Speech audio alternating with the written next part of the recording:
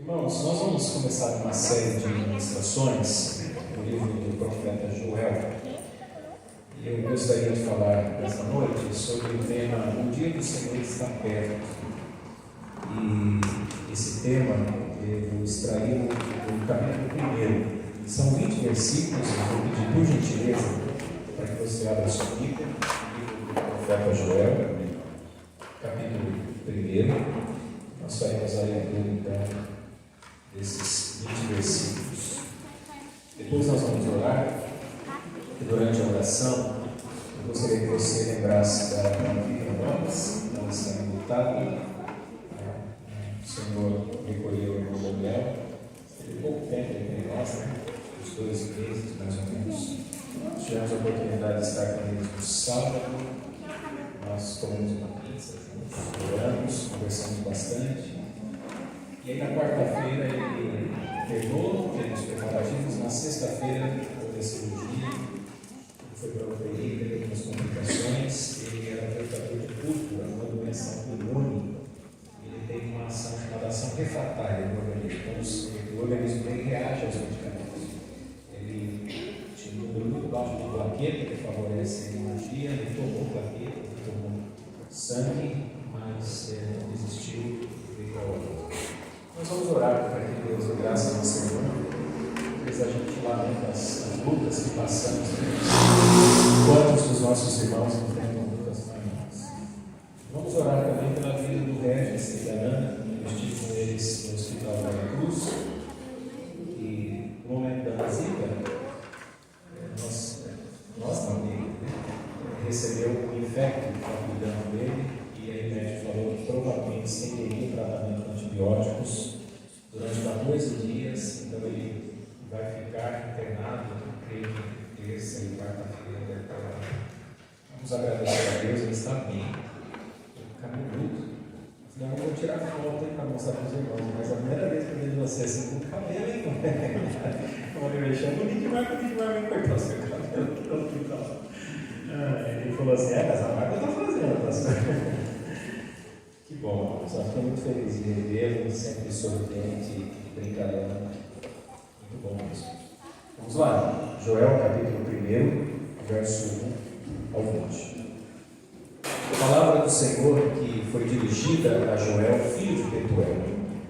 Ouve isto, vós anciãos, e escutai todos os moradores da terra. Aconteceu isto em vossos dias? Ou também nos dias de vossos pais? Fazei sobre isso uma narração a vossos filhos, e vossos filhos a seus filhos, e os filhos destes a outra geração. O que ficou da lagarta, o comeu o gafanhoto, e o que ficou do gafanhoto, o comeu a locusta, e o que ficou da locusta, o comeu o pulgão. Despertai, égos, e chorai, gemei, todos os que bebeis vinho por causa do mosto, porque tirado é da vossa boca. Porque uma nação subiu sobre a minha terra. Poderosa e sem número, seus dentes são dentes de leão, e tem queixadas de um leão velho. Fez da minha vide uma assolação, e tirou a casca da minha figueira, e despiu-a toda, e a lançou por terra, e os seus sarmentos se embranqueceram. Lamenta como a virgem que está cingida de pano de saco pelo marido da sua mocidade. Foi cortada a oferta de manjar e a libação da casa do Senhor. Os sacerdotes, servos do Senhor, estão entristecidos. O campo está assolado e a terra triste, porque o trigo está destruído e o mosto se secou, o óleo falta. Os lavradores se envergonham, os vinhadeiros gemem sobre o trigo e sobre a cevada, porque a colheita do campo pereceu. A vide se secou, a figueira se murchou, a romeira também, e a palmeira e a macieira. Todas as árvores do campo se secaram, e a alegria se secou entre os filhos dos homens. Cingi-vos e lamentai-vos, sacerdotes. Gemei, ministros do altar. Entrai e passai, vestidos de pano de saco, durante a noite, ministros do meu Deus, porque a oferta de manjares e a libação cortadas foram da casa de vosso Deus. Santificai o jejum, apregoai um dia de proibição, congregai os anciãos e todos os moradores desta terra na casa do Senhor vosso Deus, e clamai ao Senhor. Aquele dia, porque o dia do Senhor está perto. E virá como uma assolação do Todo-Poderoso. Porventura o mantimento não está cortado de diante dos nossos olhos? A alegria e o regozijo da casa de nosso Deus? A semente apodreceu debaixo dos seus torrões, os celeiros foram assolados, os armazéns derrubados, porque se secou o trigo. Como geme o gado. As manadas de vacas estão confusas, porque não tem pasto. Também os rebanhos de ovelhas são destruídos. A ti, ó Senhor, clamo, porque o fogo consumiu os pastos do deserto, e a chama abrasou todas as árvores do campo. Também todos os animais do campo bramam a ti, porque os rios se secaram e o fogo consumiu os pastos do deserto. Senhor, nós estamos diante da Tua presença, com reverência e temor. Nós sabemos das nossas limitações para compreender as Escrituras, mas também sabemos que o Senhor se revela a nós através dela. Sabemos que o Teu Espírito Santo traz iluminação à nossa mente.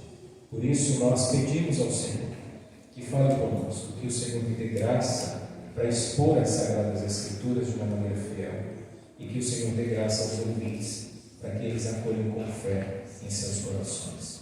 Oramos também nesse momento pela vida da nossa irmã Vivian, dos filhos que passam por um período de dor e separação.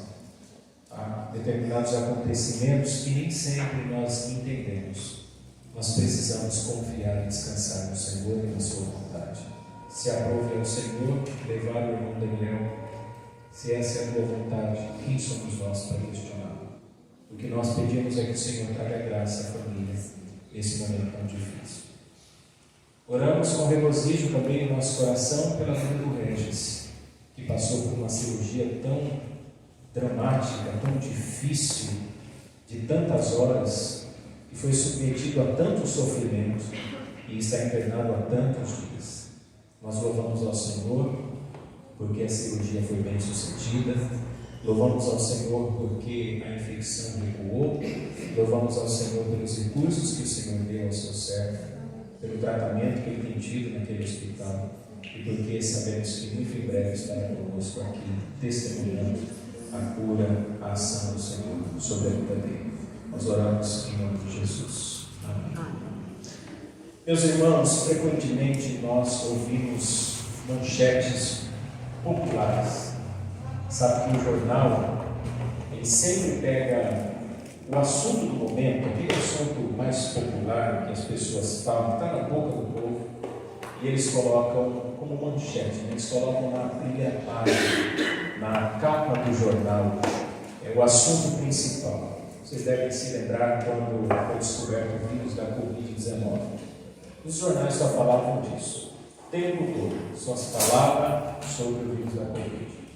Pouco tempo depois começaram as pesquisas e os laboratórios concorrendo um com o outro para descobrir a vacina. E aí a notícia no jornal era: muito em breve teremos a vacina contra a Covid-19. Depois desse período todo de infecção do vírus, as pessoas se vacinando, os rumores eram outros. Olha, o mundo vai entrar numa recessão econômica, nós vamos enfrentar a maior crise da nossa história. As empresas ficaram fechadas, os comércios, o pessoal ficou com medo de não ter dinheiro, de faltar alimento, e a notícia do jornal era essa: recessão econômica, né? Todo mundo naquela expectativa de que viria uma grande crise. O tempo passou, nem todos enfrentaram uma crise tão séria assim. Veio a guerra da Ucrânia e a Rússia. A Ucrânia é um dos maiores fornecedores de cereal do mundo. Aí veio a notícia nos jornais: olha, talvez teremos um problema de fome mundial, vai faltar alimento. E aí não se falava de outra coisa a não ser a guerra da Rússia e da Ucrânia. O tempo foi passando, a guerra continua até hoje. Veio o momento da eleição no Brasil. A única coisa que estava na boca do povo era Lula e Bolsonaro. Todo lugar que você ia, com quem você conversasse, acabava em Lula e Bolsonaro. Era um defendendo um lado, outro do outro. As famílias brigavam, os amigos brigavam no trabalho, a igreja, a maioria, defendendo Bolsonaro, mas tinha muita gente se desgastando. Nossa, mas foi uma coisa terrível. O jornal só falava de política, enquanto não terminou a eleição, não se falava sobre outra coisa. O jornal faz isso.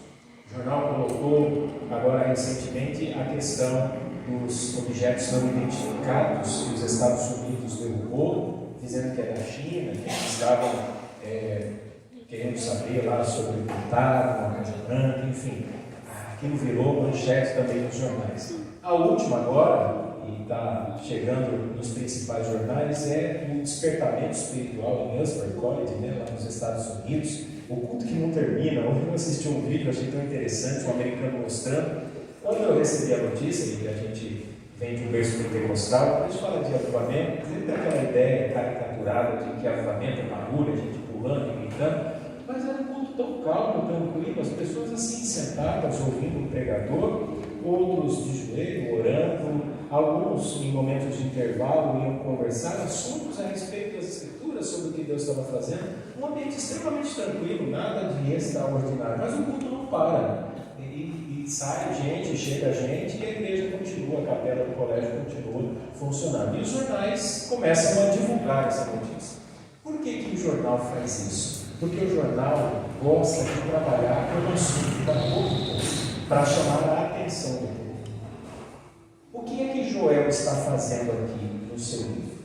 Joel sabe da realidade econômica do povo. Ele sabe a crise que a nação está enfrentando. Eles estavam diante de um cenário de fome, eles tinham visto nuvens de gafanhotos destruindo a lavoura, havia seca, ou seja, os lavradores poderiam preparar a terra para uma nova colheita e dificilmente teriam uma outra safra porque não tinha chuva, era um período de seca, e se eles conseguissem mais uma safra, vinha outra nuvem de gafanhoto e consumia tudo.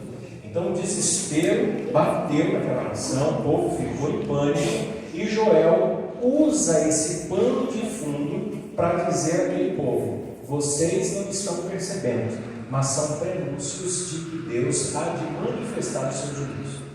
E aqui cabe uma aplicação para nós. Nós estamos vivendo um período em que nós vimos pandemia, terremoto na Síria, na Turquia, guerra entre nações, crise econômica, lutas ideológicas das mais diversas, e nós precisamos nos perguntar: o que é que Deus está nos falando com tudo isso? O que isso significa? Para o que tudo isso aponta? E Joel, ele sabe da importância de usar esse contexto, esses acontecimentos que estão se cumprindo ali no povo, para aplicar neles a respeito de assuntos escatológicos. Então, Joel vai dizer assim: olha, há um juízo de Deus. Esse juízo é imediato, ele está acontecendo. Há um juízo iminente, alguma coisa que vai acontecer daqui a pouco. Mas há também um juízo escatológico, algo que aponta para o futuro, para os últimos dias, o juízo final, que ele vai chamar de dia do Senhor. Então, no hebraico é o Yom Yavé, é o dia do Senhor. É exatamente isso que faz o profeta Joel: anunciar àquele povo que o dia do Senhor está manifestado, há de se manifestar ainda mais, só que haverá um grande e terrível dia, que é o dia da vinda de Cristo. Então, meus irmãos, eu gostaria de pensar com vocês a respeito disso. Por quê? Porque no cenário em que nós estamos, surgem vários perfis de pessoas. Existem, por exemplo, aqueles que são mais otimistas. Sempre tem aquele irmão que diz assim: olha, fica tranquilo, as coisas vão melhorar, a crise vai passar, a gente vai superar tudo isso, nós vamos vencer essa dificuldade. São as pessoas otimistas. Existem os pessimistas, aqueles que dizem assim: não, nossa, vai piorar demais, a gente vai passar fome, a gente vai comer cachorro logo, nós não vamos ter nem onde morar, vão invadir a nossa casa. Tem pessoas: olha, vai ficar todo mundo desempregado, não sei, gente, eu estou no pânico. E tem gente que não dorme, não come direito, não consegue mais ter um equilíbrio emocional, porque são pessoas pessimistas. Existem também os alarmistas. Os alarmistas são aqueles que propagam as fake news. Ele recebe vídeo, mensagem, ele não busca a fonte, ele não quer saber se é verdade ou não, mas ele fica tão alarmado e ele pega e leva isso para as pessoas. Ele compartilha com um monte de gente.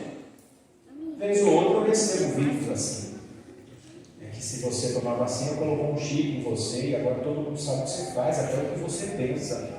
Meu Deus, virou onisciente agora, A ONU tem a onisciência divina. E as pessoas entram em pânico e começam a ser alarmistas. Tem os conspiradores, aqueles que criam teorias das mais diversas para justificar maluquices.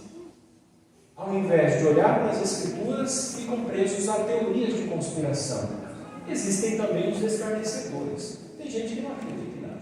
Tudo que você fala, a pessoa tira sarro de você, diz assim: isso é bobeira, para com isso. Não, mas a Bíblia diz o quê? Para com isso, é bobeira. O mundo sempre foi assim, as coisas sempre aconteceram, vai continuar acontecendo, um monte de gente morre, e eles escarnecem, eles tiram sarro, eles não ligam. Agora, existem os realistas.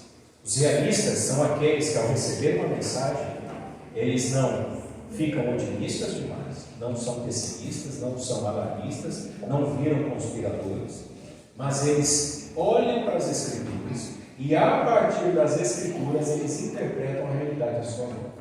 Joel é um realista. Joel diz: olha, a fome existe, a seca está presente, a praga de gafanhotos, olha, é terrível. Mas ele sabe que existe um Deus que está conduzindo a história. Ele sabe que é um propósito que se revela através dos acontecimentos da história. Então eu gostaria de pensar com você nessa noite a respeito das repreensões que Joel dá ao povo e que são aplicáveis a nós. São repreensões interessantes. Ele chama a atenção, primeiro, vejam, o verso 2 e o verso 3. Ele chama a atenção dos homens vividos, dos cabelos brancos, dos anciãos, dos homens mais velhos. Ouve isto, vós anciãos, e escutai. Chama a atenção dos anciãos, todos os moradores da terra. Ao mesmo tempo em que ele se dirige aos anciãos, ele fala também aos moradores, a todos. Mas, a priori, ele quer que os anciãos ouçam sua mensagem. E aí ele faz uma pergunta a esses homens vividos. Qual é a sua pergunta? A pergunta é: com base no que vocês estão vendo acontecer, aconteceu isso em vossos dias? Ou seja, quando vocês eram mais jovens, vocês já viram algo desse tipo? Vocês já viram algo semelhante? Ele vai mais longe ainda, ele diz assim: no tempo, nos dias de vossos pais, se os homens já são anciãos, se já são velhos, ele diz assim: e os seus pais, eles já viram algo semelhante ao que nós estamos vendo? E então Joel diz: fazei sobre isso uma narração a vossos filhos, contem a vossos filhos, expliquem para eles, para que os seus filhos falem aos filhos deles, ou seja, aos netos, e para que os netos falem aos filhos destes, aos bisnetos e a outra geração.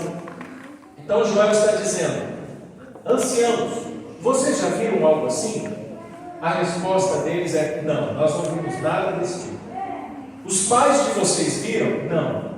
Então façam uma narração, contem isso aos filhos de vocês, aos netos de vocês e aos bisnetos de vocês.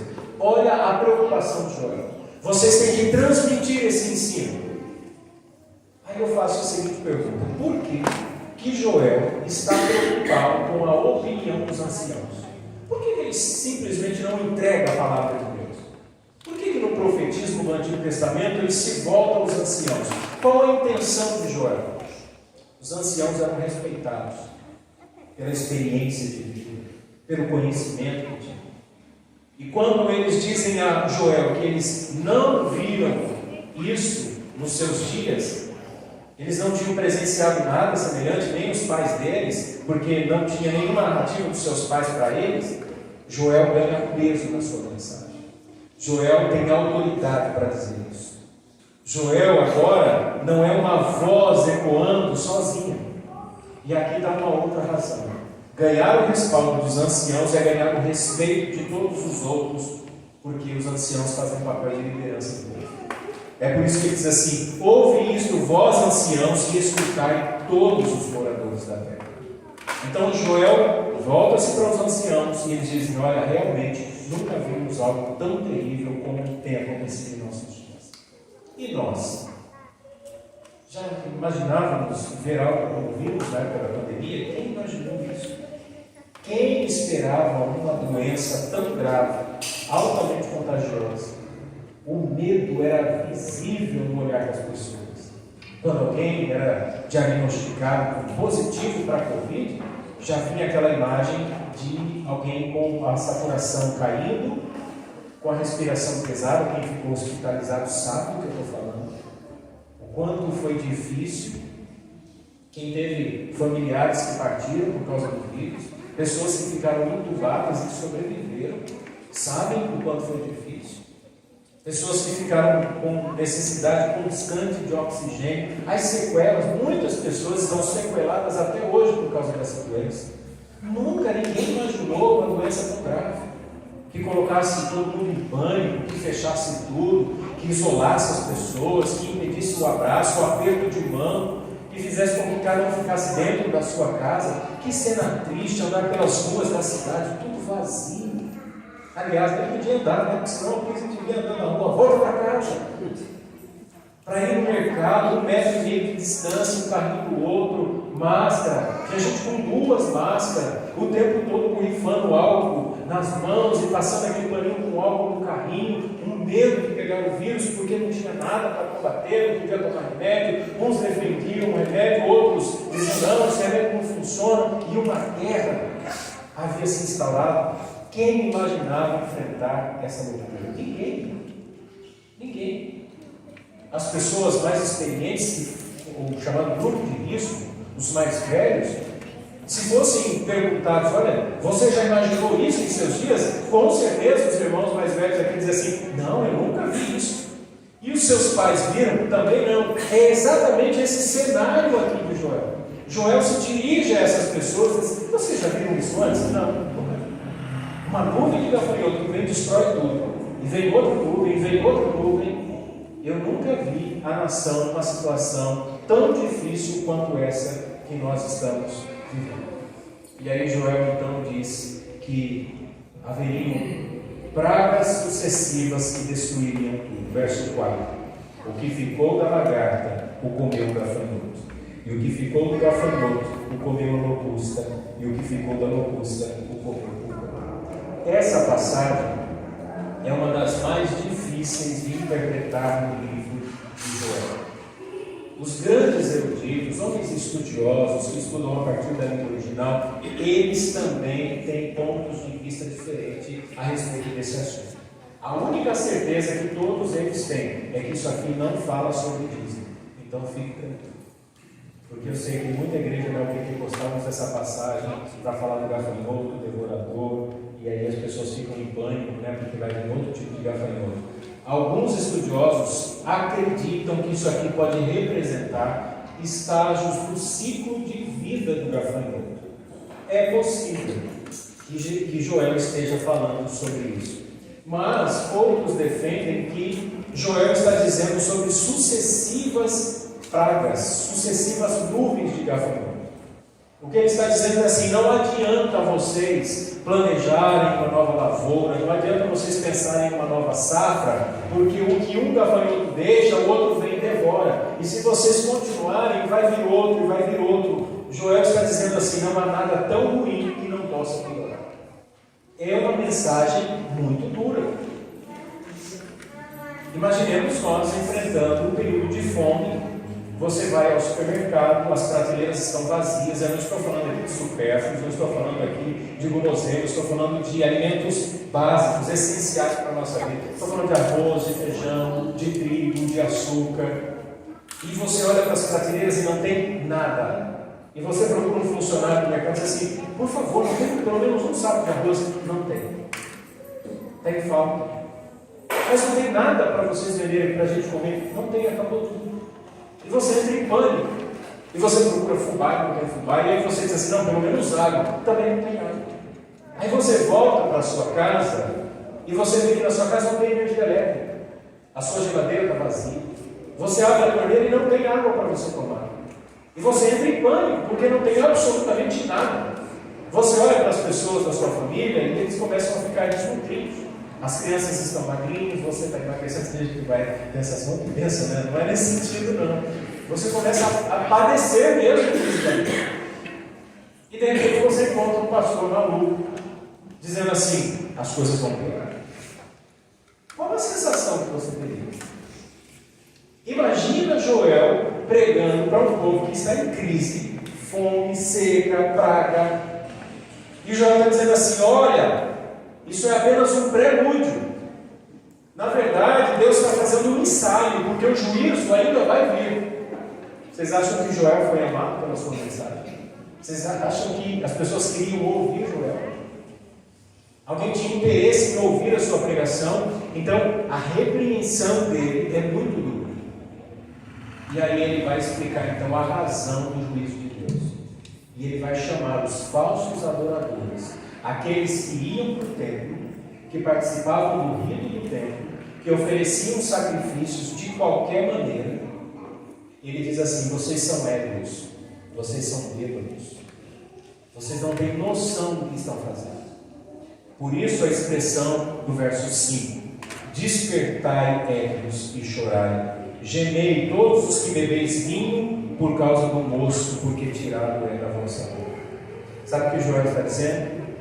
Quando alguém, e quem trabalha em vinicultura sabe que o sumo da uva, o sumo fresco da uva é usado para fermentação. Ele é o mosto. Então, quando alguém apreciava o vinho na intenção de ficar embriagado com o mosto, a intenção não era simplesmente um vinho, mas a embriaguez. Por isso que Joel diz assim: despertai, bêbados, chorai, gemei. Joel está aplicando aqui àqueles adoradores que, sabendo do que Deus havia ordenado na sua lei, eles tomavam do rito e ofereciam um animal de qualquer jeito, porque a única intenção que eles tinham era viver segundo os seus próprios corações. Eram pessoas que brincavam de cultuar a Deus, eram pessoas que achavam que enganavam a Deus. Eles diziam querer o vinho, quando na verdade queriam o mosto para se embriagar. Então a ideia é alguém que diz cultuar a Deus, diz que adora a Deus, mas na verdade ama o mundo. E é por causa destas pessoas que o juízo de Deus está vindo sobre aquela nação. Olha o verso 5: todos os que bebeis vinho por causa do seu moço. E aí ele vai continuar dizendo assim: porque tirado é da vossa boca. Joel vai dizer: Deus está trazendo uma punição sobre vocês. Se vocês não querem fazer o que é certo, tendo condições de fazê-lo, então eu vou tirar de vocês a condição que vocês têm. Lembra do profeta Malaquias? Qual era a denúncia do profeta? O povo, ao invés de adorar a Deus da forma correta, eles pegavam um animal com defeito, de qualquer jeito. Os sacerdotes que analisavam eram coniventes com ele, aceitavam e sacrificavam a Deus. Deus diz para eles que ele tem repulsa daquele tipo de sacrifício. Aqui não é diferente. É como se Deus estivesse dizendo para as pessoas assim: vocês sabem o que vocês têm que fazer, mas vocês ficam indolentes, vocês são relaxados, vocês ficam brincando de que creem em mim, de que me adoram de verdade, vocês são presos a este mundo, aos recursos. Então eu vou tirar tudo de vocês, e a hora que vocês perderem tudo, a hora que vocês passarem dificuldade, a hora que vocês não tiverem mais nada, vocês vão se voltar. Não é assustadora essa mensagem? Imaginemos se Deus faz isso com a gente. Se Deus olha para nós e diz assim: você não faz o que é certo, você está me enganando, acha que está me enganando, então eu vou tirar tudo de você. Não é uma coisa assustadora? Essa é a mensagem de Joel. Olha o versos 6 e 7. Porque uma nação subiu sobre a minha terra, poderosa e sem número, os seus dentes são dentes de leão, e tem queixadas de um leão velho. Fez da minha vide uma assolação, e tirou a casca da minha figueira, e despiu-a toda, e a lançou por terra, e os seus sarmentos são os ramos, se embranqueceram. Joel está falando sobre o Yom Yavé executado, Deus estava trazendo o dia do Senhor, o juízo, as pragas, a seca, a fome, era o juízo de Deus. Ele via aquilo como Deus trazendo juízo sobre a nação. Agora ele diz que há um juízo iminente, as coisas vão piorar, uma grande nação vai ser levantada contra vocês, os assírios. E ele compara essa nação, ele diz assim: porque uma nação subiu sobre a minha terra, poderosa e sem número, os seus dentes são dentes de leão e tem queixadas de um leão velho. É como um leão feroz, com muita fome. Eles está se referindo ao poder de destruição daquela nação que viria sobre o povo de Deus, o povo da aliança. Então, se a fome estava assolando, a crise, a seca, a praga dos gafanhotos, Joel diz assim: as coisas ainda vão piorar. Vocês vão padecer ao fio da espada, porque uma nação sem número, uma nação extremamente poderosa virá contra vocês. Então é uma mensagem que causa pânico. Ele diz que essa nação, junto às pragas que são os gafanhotos, eles vão destruir absolutamente tudo. Olha só, fez da minha vide uma assolação. Isso aqui é essencial. A videira, a figueira eram essenciais para a sobrevivência do povo que cuidava da terra. Os animais, todos agora começam a padecer. Olha o que ele diz: e tirou a casca da minha figueira, destruiu-a toda, falando sobre a destruição. Lançou por terra os seus sarmentos, as suas raízes ficaram expostas, se secaram, embranqueceram. Talvez eles poderiam pensar que vamos recorrer aos lavradores para que eles nos socorram. Lembra quando veio a ameaça de crise alimentar mundial? Crise alimentar mundial. Qual foi o setor que as pessoas mais deram atenção? Agronegócio. Todo mundo falava daqueles que cultivam a terra, que o Brasil era o celeiro de alimentos do mundo, e todo mundo ficou preocupado, e o Brasil com as commodities da soja batendo recordes, e todo mundo querendo comprar do Brasil, e é assim até hoje. As pessoas recorrem a quem produz alimentos. Eles poderiam recorrer aos lavradores, mas agora Joel se volta aos lavradores e também dá uma dura neles. Tem uma mensagem de repreensão, verso 8 ao 12, depois do 18 ao 20. Olha o que ele diz no 11: os lavradores se envergonham, os vinhateiros gemem sobre o trigo e sobre a cevada, porque a colheita do campo pereceu. Não tem o que fazer, não há recurso, não há meios, não tem instrumentos que sejam suficientes e eficazes para mudar aquela realidade. Os lavradores não conseguem fazer absolutamente nada. Joel citou a destruição dos grãos, o trigo e a cevada. Ele citou a destruição do vinho, do azeite, dos frutos das romãzeiras, das palmeiras, das macieiras. Tudo que eles conseguiam, vinha uma nuvem de gafanhoto e comia. E aí eles trabalhavam de novo para que a terra produzisse. Vinha uma outra safra que eles conseguiam produzir, vinha outra nuvem de gafanhotos e comia. E aí vem a iminência de um exército que vai destruí-los. Esse é o cenário de grande sofrimento. No 18 ao 20, Joel diz assim: como geme o gado. Imagina o animal, o gado lá no pasto, gemendo, sem ter o que comer. Deve ter sido uma visão muito triste. As manadas de vaca estão confusas, porque não tem pasto. Também os rebanhos de ovelhas são destruídos. A ti, ó Senhor, clamo, porque o fogo consumiu os pastos do deserto, e as chamas abrasou todas as árvores do campo. Também todos os animais do campo bramam a ti. Todos os animais, irmãos, eles estão sofrendo. Por quê? Porque os rios se secaram e o fogo consumiu os pastos do deserto. Uma visão desesperadora, cenas vívidas de um sofrimento, como um filme de Hollywood. Joel, ele traz para nós cenas tão reais, algo tão vívido, que se a gente começar a imaginar, é como aqueles filmes apocalípticos, de miséria, de desgraça, de gente como um zumbi andando pelas ruas, e todo mundo confuso e sem ter o que comer, e aquele desespero, e os animais magrinhos, as vacas perdidas pelo pasto, e não há o que fazer.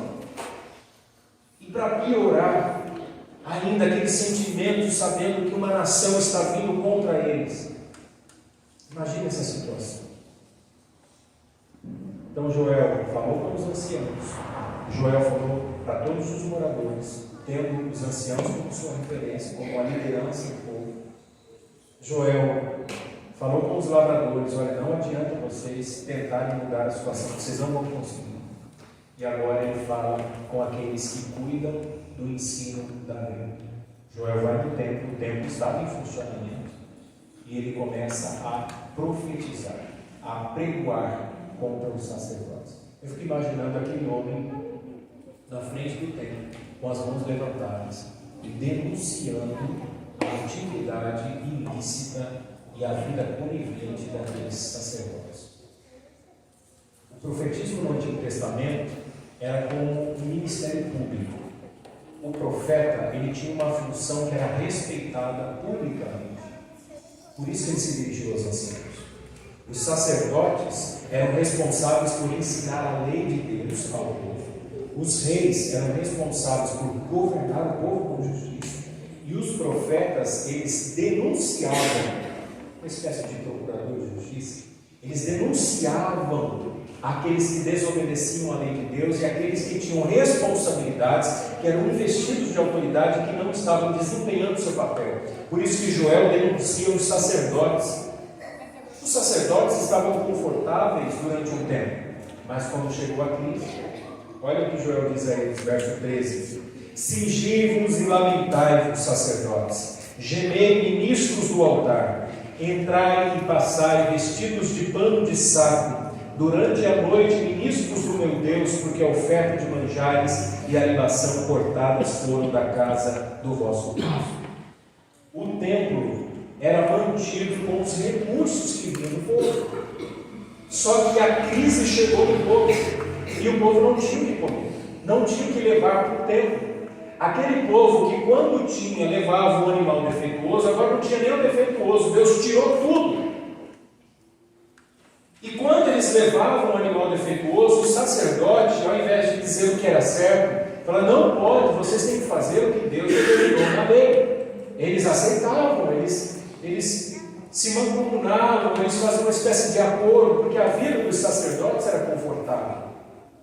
Só que agora chegou a crise no meio do povo e a crise vai reverberar no templo.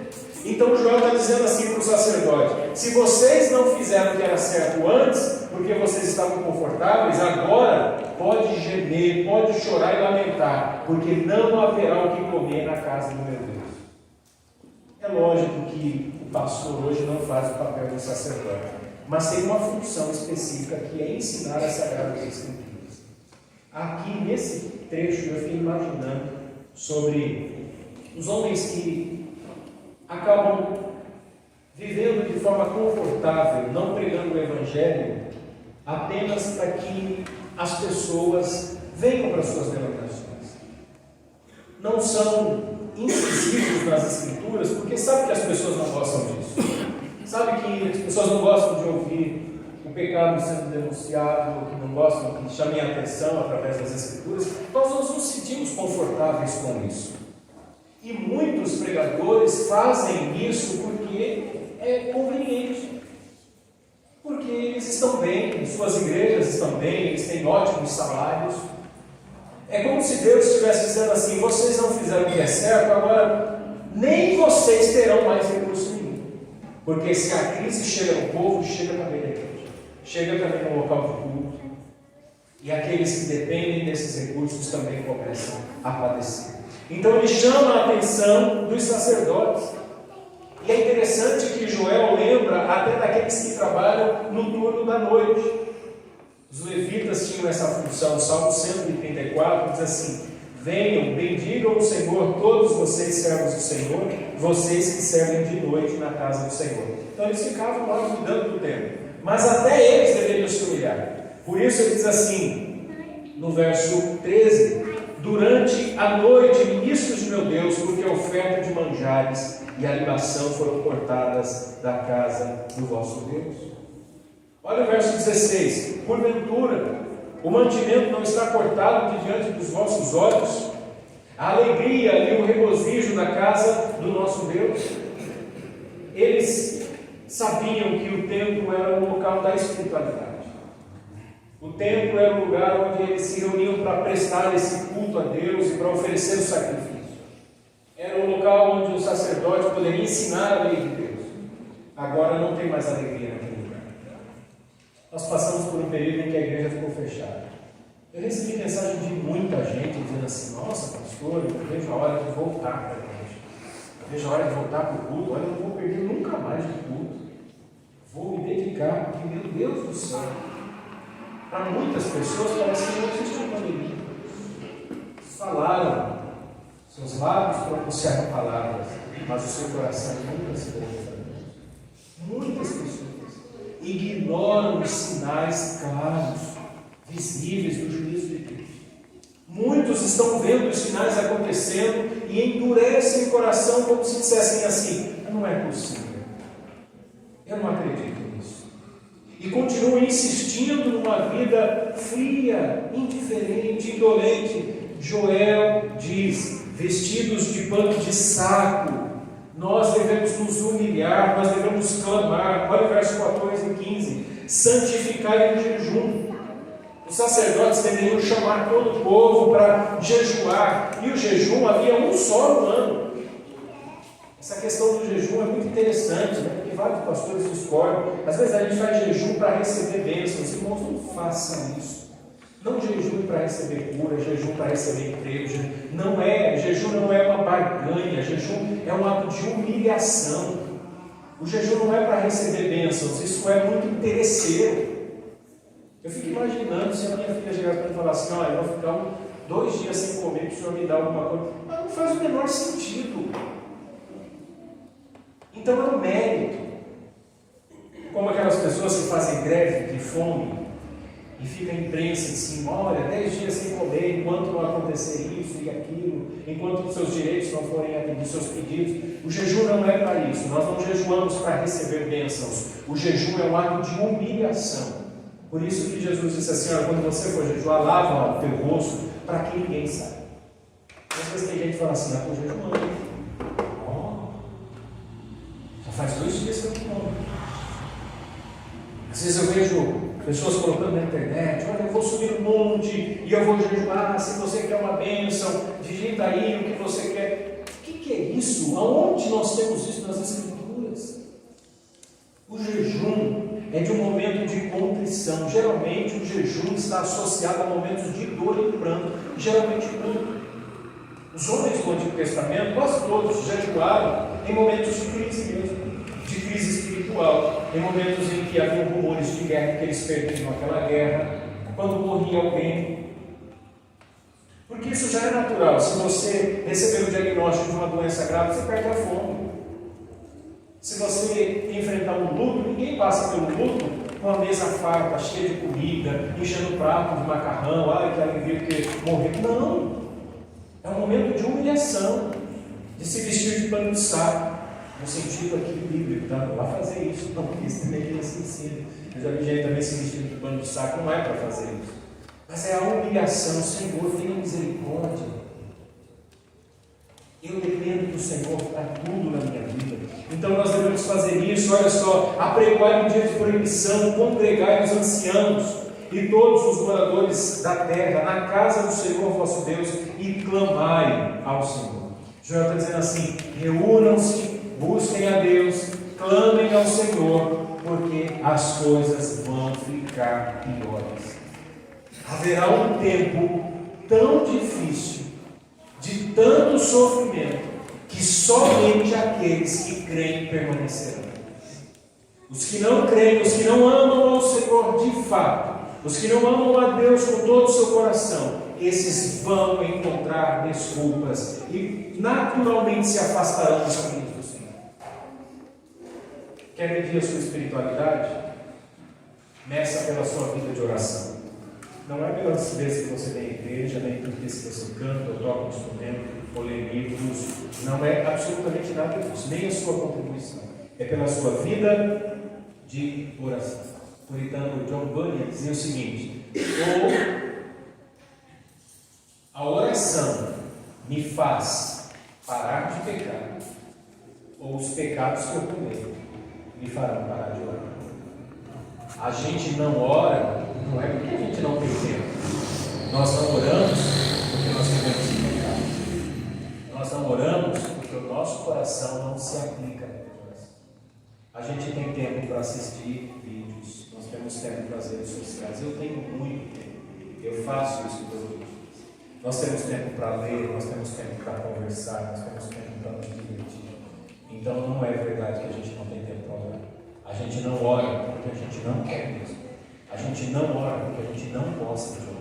A gente não ora porque a gente não ama Deus como Ele ama. A gente não ora porque o nosso coração não é santo como Ele deveria ser. Eu sei que isso é uma vergonha para todos nós, mas a gente não ora. Infelizmente, a gente não tem vida de oração.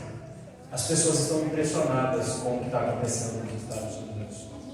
Eu já ouvi pessoas dizendo assim: se eu tivesse condições, eu comprava uma passagem e ia para lá para orar com eles. Mas não ora na reunião de oração da igreja. Sabe como aconteceu aquele movimento? Com 15 pessoas que foram orar. Nós oramos de quarta-feira. Se você não trabalha, não estuda, por que você não vem? O que te impossibilita? Eu não tenho interesse, pastor. Entendi a resposta. Assim, sejamos honestos. Porque às vezes a gente acha que engana Deus. Às vezes a gente acha que Deus percebe como que se dissesse assim: poxa, eu sei que você é bom, mas você... E a gente às vezes reclama: Senhor, por que o sofrimento? Por que a doença? Senhor, por que a crise? Senhor, por que a minha vida no mundo? E Deus olha para nós assim: porque você não ora? Porque você não me ama? Porque você não gosta de falar comigo? Nós falamos com o terapeuta, falamos com o pastor, falamos com o patrão, falamos com o amigo, falamos com o vizinho, falamos com todo mundo. A gente não fala com Deus. Muitos de nós não falamos com Deus. Nós não temos prazer em falar com Deus. Eu amo falar com a minha esposa, eu amo falar com os meus irmãos mais próximos, eu amo falar com os irmãos da nossa igreja, eu amo falar com os meus amigos. Eu adoro uma roda de conversa e ficar prosseando e falando sobre a vida. Não é possível que eu não ame a oração. Por que eu falo tanto? Eu falo pelo WhatsApp. Grupo, meu Deus, acho que eu sou o que mais fala nos grupos do WhatsApp. Eu falo pelas redes sociais. Eu falo no microfone. Aonde eu estou o tempo todo falando. Eu acordo e já começo a falar. A Patrícia já é de manhã, ela é naquela lenta, né? Bem devagarzinho, na marcha lenta. E eu acordo falando. Eu falo pelos grupos. Eu gosto de falar. Eu falo o tempo todo. Então, se eu não orar, é porque é muita falta, desculpa a expressão de vergonha. E às vezes a gente lança a testa e diz assim para Deus: minha vida, como se Deus tivesse alguma coisa a ver com isso, porque simplesmente a gente não tem vida de oração. O que é diferente de alguém que se humilha, que busca, que realmente tem um coração diante de Deus e que mergulha, que está imerso nessa vida de adoração. A gente gosta de dinheiro. Seja honesto. A gente fica o tempo todo pensando em comprar alguma coisa melhor, comprar uma roupa melhor, poder fazer uma viagem, poder comer num restaurante, poder comprar um carro melhor. A gente fica sonhando com aquela casa, sonhando em realizar os planos, né? Tantas coisas que a gente tem pela frente. E a gente fica preocupado com o cartão de crédito todo dia. Vai envelhecendo, vai morrer e não fez nada significativo. Não é uma coisa para a gente refletir? Às vezes a gente vive umas crises da existência. Eu fui ministrar um workshop para os jovens sobre escolhas. Eu falei para eles assim: eu estou com 42 anos. Eu já estou entrando naquela fase de pensar o que de fato vale a pena. Que a gente tem que sentar e pensar, porque senão é tanta atividade, tem coisas que não valem a pena. Não vale você perder tempo. O entretenimento é bom, a gente precisa, senão você vai ter uma síndrome de burnout, você vai ter um problema de depressão, um estresse, uma crise de fobia. Você pode ter um momento de entretenimento, fazer um passeio, mas a gente não pode viver o tempo todo pensando nisso. A gente pode assistir um bom filme, mas a gente não pode ficar maratonando na Netflix. A gente pode apreciar uma boa comida, mas eu não posso todo dia ir num restaurante e viver sonhando em comer bem. A gente pode se vestir bem, procurar ter uma roupa boa, mas eu não posso viver em função disso. Você pode ter um celular, é bom que você tenha, é uma ferramenta excelente, mas pelo amor de Deus, não vive em função dessa ferramenta. Não é possível que Deus nos dê uma vida e a gente consiga ser tão reducionista ao ponto de pegar a vida que Deus nos deu e viver em função de uma aparelho. O que a gente vê nas redes sociais não é realidade. As fotos do Instagram são legais, mas elas não falam absolutamente nada. Gente sorrindo nas redes sociais não significa que eles estão felizes. Muita gente posta foto que na verdade é um momento pós uma briga, uma discussão. Às vezes a gente olha, né, e a gente pensa assim, puxa, fulano foi para tal lugar, nossa, era meu sonho viajar para lá. Mas a pessoa está endividada até os cabelos da cabeça. Às vezes você vê alguém assim e você pensa, nossa, olha que coisa maravilhosa. Mas você não sabe a realidade da família daquela pessoa. Então, as redes sociais, elas enganam muito. Você pode usar como meio de divulgar o Evangelho. Você pode até expor algumas coisas da sua vida. Mas você não pode viver em função disso. Você não precisa abrir todo o vídeo que você recebe. Você não precisa ler todo o texto de besteira que você recebe no WhatsApp. Você não precisa acreditar em tudo. Nós precisamos ter maturidade. Então Joel chama a atenção daquele povo. Vocês precisam voltar-se para Deus. Vocês precisam olhar ao redor e ver os acontecimentos e dizer assim, daquele dia. Essa deve ser a nossa sensação.